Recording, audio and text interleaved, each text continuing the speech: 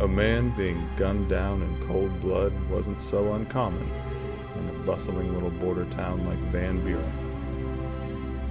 It may not be evident now, but only a few years earlier, the main street of this turn-of-the-century town along the banks of the Arkansas River was alive with excitement.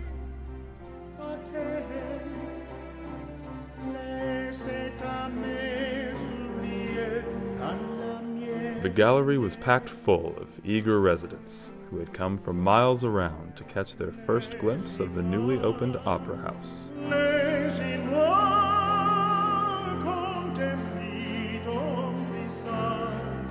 The Opera Faust was christening the stage of Van Buren's King Opera House. The wooden seats were new, the fragrance of wet paint still fresh within the walls, and the spectacle of elaborate scenery was breathtaking. At last, the magic of theater had come to sweep Van Buren's citizens away to a beautiful world of fantasy and culture.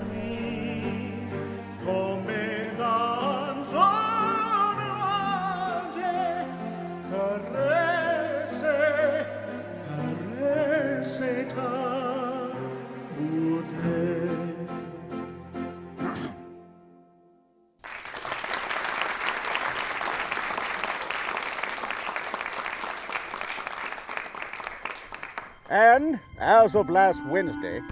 In 1898, Mr. Henry P. King, a local merchant, purchased a commercial building on the corner of Main and Fifth, known as the Wallace Block. With a penchant for the arts, Mr. King and his wife had traveled back east, taking in plays, as well as the latest rage, vaudeville, and on returning home made the decision to give Van Buren an opera house comparable to any in the East. I have made the decision to give Van Buren an opera house, of which we can all be proud. Now, Mr. King... King's plan was to completely convert the old building by constructing a 3-story stage structure, complete with balcony seating, an orchestra pit, and 4 private opera boxes. Colonel King announces his arrangement to open the Opera House this Friday. Voting contest on page 3 for your own opera box. Said to be the social event of the season. There you go, thank you. Put your change in the jar. Thank you very much, ma'am. How about you?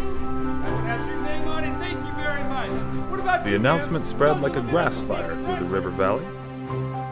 In preparation for the opening event, local dressmakers and tailors worked feverishly to create the latest and fashionable gowns and evening apparel in order to transform the common folk into proper ladies and gentlemen. Some families even dipping into their savings jars to outfit their children for the occasion. After all, this wasn't just some 3-penny sideshow. It was quoted in the papers as the social event of the season.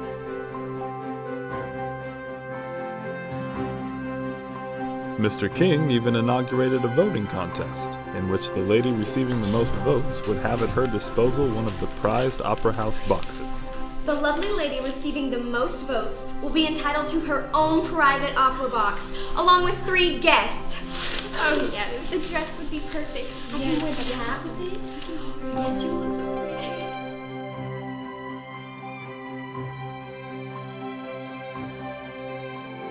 Ballots were sold for 1 cent each at various locations around Van Buren. Voting places were established at Kerr's Drug Store, Ingberg's Store, and O'Kane's Bostic & Sons.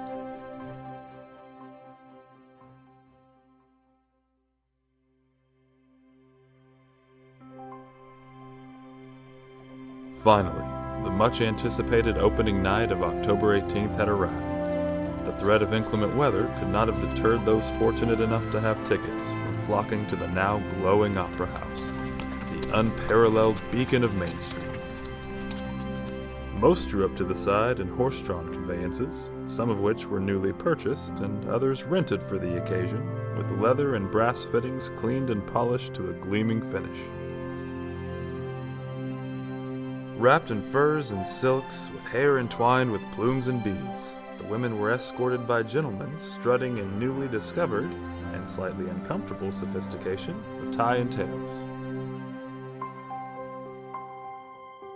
Once inside, the patrons were greeted in a plushly carpeted foyer, with a small but sweeping staircase.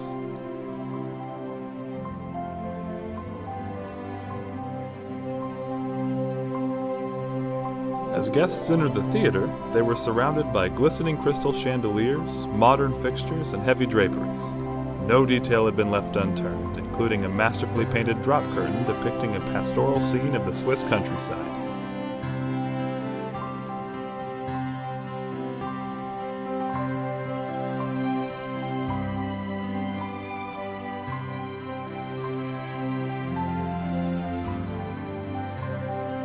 The spectacular curtain rang up for a full house that night, as the first scene of Faust began.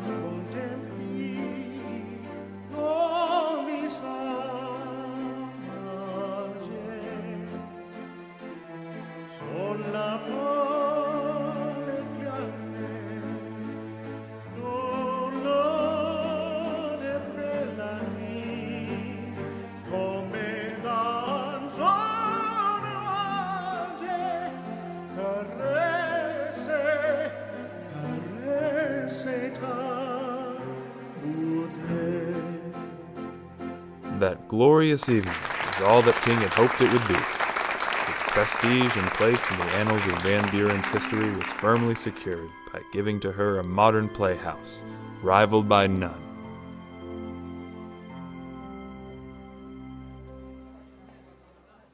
Thank you very much. Well done, Henry. Well done.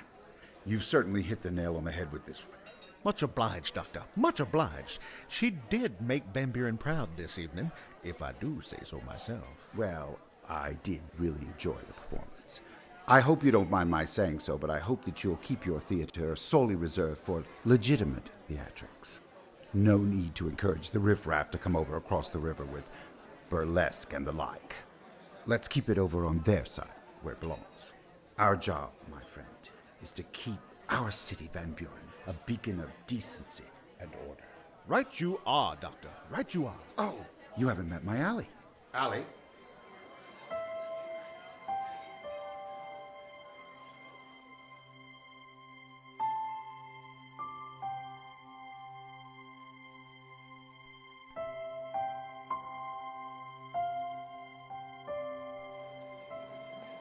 Allie, Colonel King.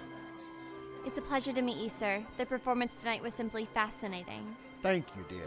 And I assume you'll be following your father's footsteps into medicine. Lord knows Van Buren could use another parchment taking care of the people. Thank you, sir. She's applied to all the top schools back east.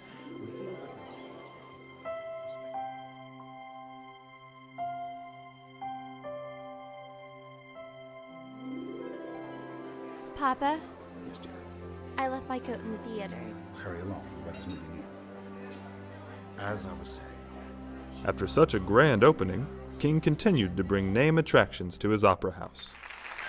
Drama and farce, vaudeville and circus acts, and of course political rallies would always draw a crowd to this cultural hub.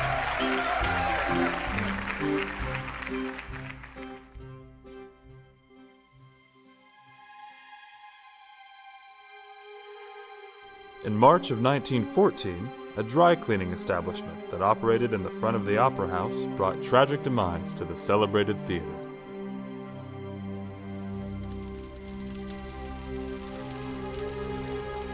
The fire didn't gut the building, but caused enough damage to force its closure for massive repairs. After such devastation, it just didn't seem possible that the Opera House would ever reopen its doors. Beside that, times were changing, and people just weren't interested in live theater and vaudeville anymore, especially considering the phenomenon of moving pictures and talkies were born in a faraway place called Hollywood. But still, the spirit of the little opera house seemed indomitable, and it looked as if it might have an opportunity to once again become a magnet of entertainment on Main Street. The doors opened again on the Bob Burns Theater, named after one of Van Buren's hometown boys, who had managed to find some success in California's Tinseltown. Bob Burns' radio and film career gave the rest of the country a little taste of life in Arkansas, with his tales about the kinfolks back home. Uncle Slug's up in Canada. He read a big sign that said, "Drink Canada dry," and he went up to see if he could do it. Bazooka Bob was always accompanied by his handmade musical instrument, called a bazooka, which soon became the name of the commonly known military anti-tank weapon. Today, the restored King Opera House retains the charm of a bygone era. It's a favorite venue for local theater and music groups, dance recitals, and events.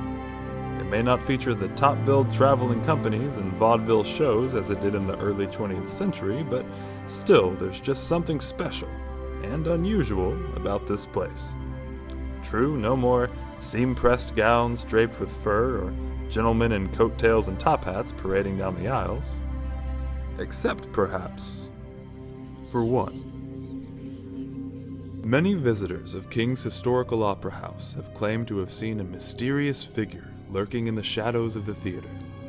All who have encountered the apparition describe a man roaming within the walls, dressed in a pair of freshly shined black shoes and a black coat with a trailing tail.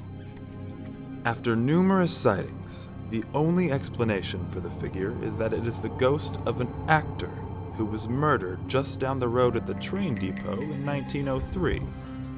The legend follows that the young actor had fallen in love with the beautiful young daughter of the local physician, Dr. W.L. Parchman. Dr. Parchman highly disapproved of his daughter's infatuation with the dashing Tolson. Nevertheless, as the closing of the evening's performance approached, the two young lovers made secret plans to escape the confines and watchful eyes of Van Buren. Now everyone knows that it's hard to keep a secret in a little town like this, so when word reached Dr. Parchman of his daughter's intentions, he became infuriated and rushed out the door to stop them from boarding the morning train, lest he never see his daughter again.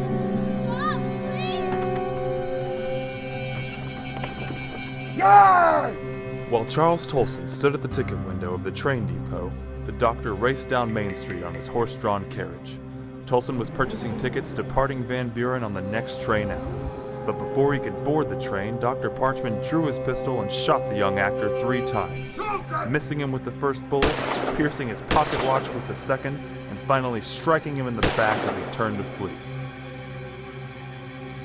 Knowing the King Opera House was the last theater in which the young man had performed, some believe that his ghost still resides there, roaming the hallways of the dressing rooms and the stage where he spent the last moments of his life.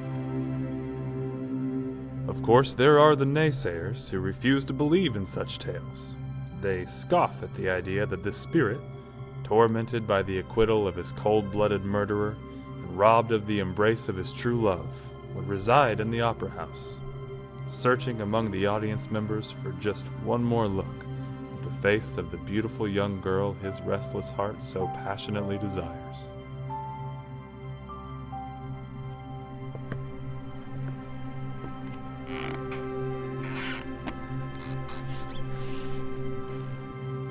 As for me, well, I suppose there's no true way to tell.